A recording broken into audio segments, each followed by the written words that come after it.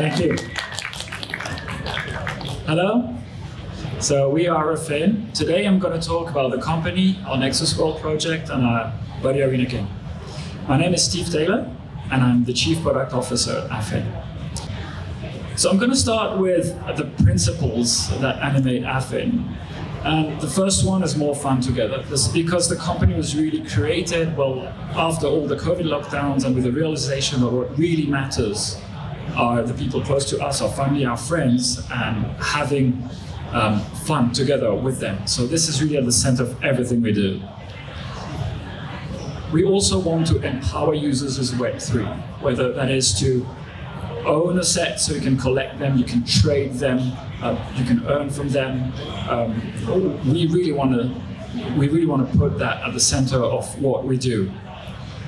But we also want to design for broad adoption. We don't want to design only for the Web3 niche. We want to design for the broader audience, give them experiences that they're familiar with, that they can enjoy, gradually get them into Web3.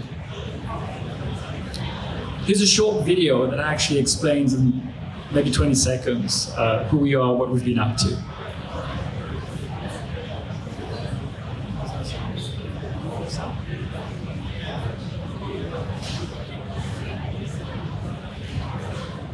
No sound, but there's subtitles. Is mapped onto the real world.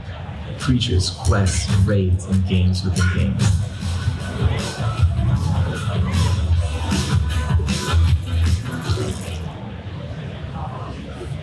All right. So at the core of our project is what we call Nexus World.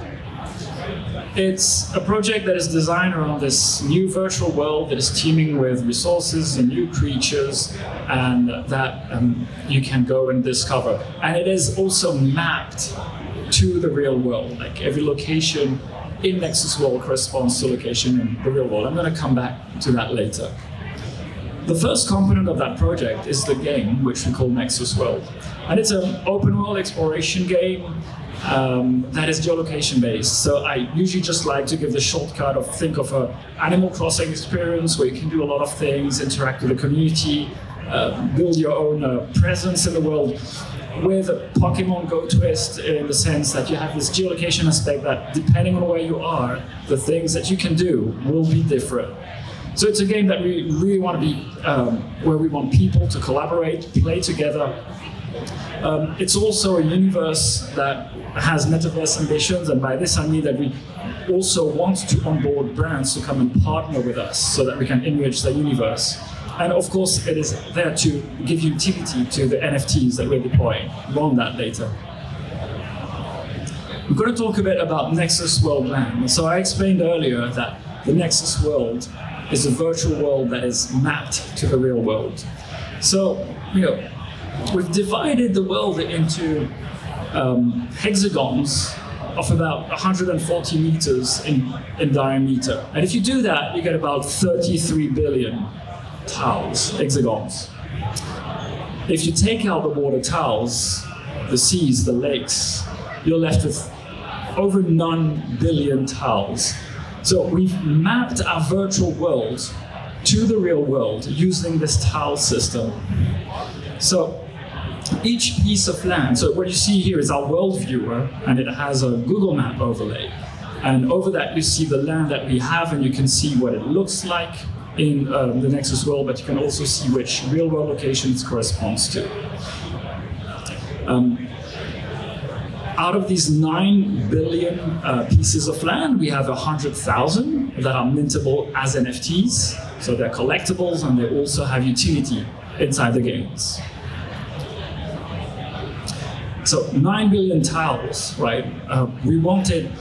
What we wanted was for this art to be really unique. We didn't want to have 9 billion identical lands or just much smaller variations. So we've tasked the art team with creating land art that was truly unique. So the challenge was 9 billion lands. Each one of them needs to be unique. The art team has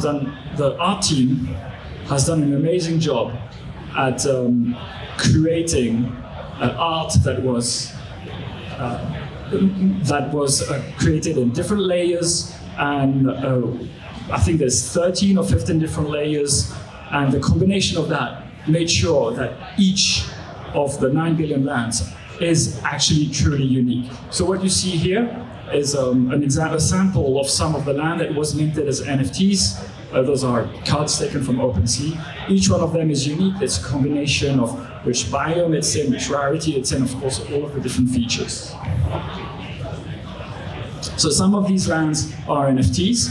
What you see here on our world viewer is actually the result of the land sale that happened in Singapore. Because the land has this geolocation aspect, we could actually tie NFT sales to real-world locations. So when we opened Singapore for sale, for our Nexus World sale, we sold out actually in less than 2 hours. And this is what the center of Singapore looks like. And you can see on the NFTs on the right, you have, for that land, you have not only the art, but also the location it corresponds to. And in terms of NFTs, we also have playable NFTs. So the Nexus World has these creatures that we call buddies, and you can play with them in the games. They have special abilities, special powers, so you can strategize your game depending on how you use them. More on that later. But what we've created were NFTs that were mythical version of these buddies, and we released them in NFT collections last year. So those, if you own them, you can play with them in your game, and of course you'll have that mythical skin with the special effects and abilities. So like this one was released earlier this year, this collection last year. This one actually, there's 400 of them in total, and the collection sold out in less than 2 minutes.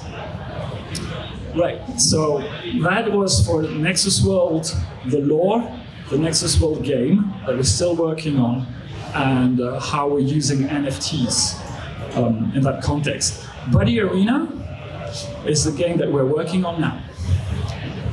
It takes place in the Nexus World lore, and it's a quick and casual MOBA.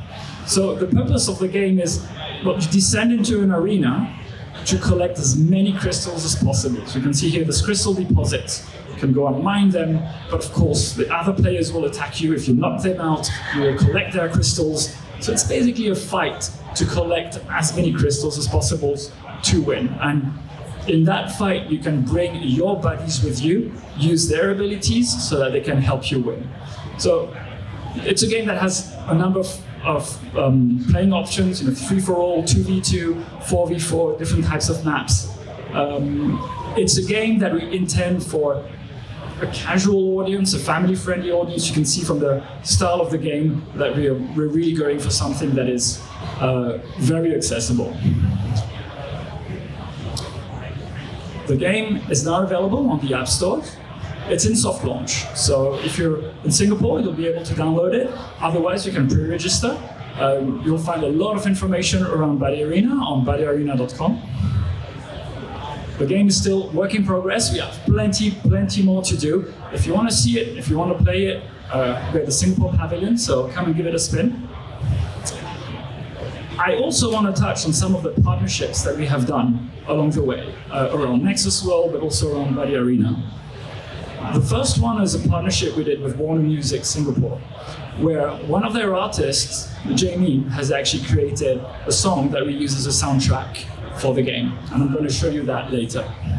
This is the Spotify cover that they've been using to release the song.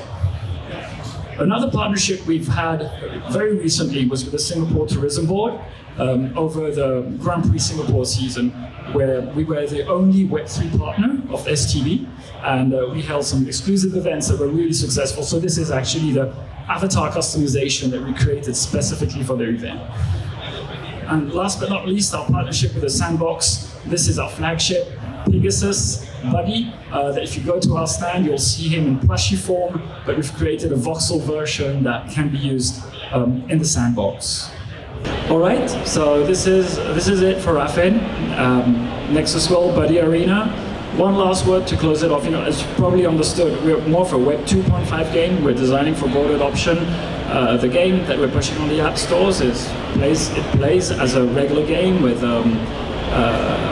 in-app monetization, battle pass, IP. So we really try to go down the mainstream route, and we'll gradually open the Web3 functions along the way as adoption grows.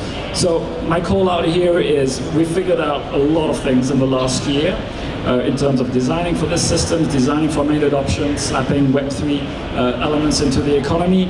We're more than happy to talk with other developers who are maybe sitting on the fence. Should I go Web3 or not? There's a lot of really great discussions to be had. If you want to have them, please come talk to us. You know where to find us, the Singapore Pavilion. Otherwise, just connect with me, Steve Taylor, of course on LinkedIn, or send us an email. Thank you. Thank you.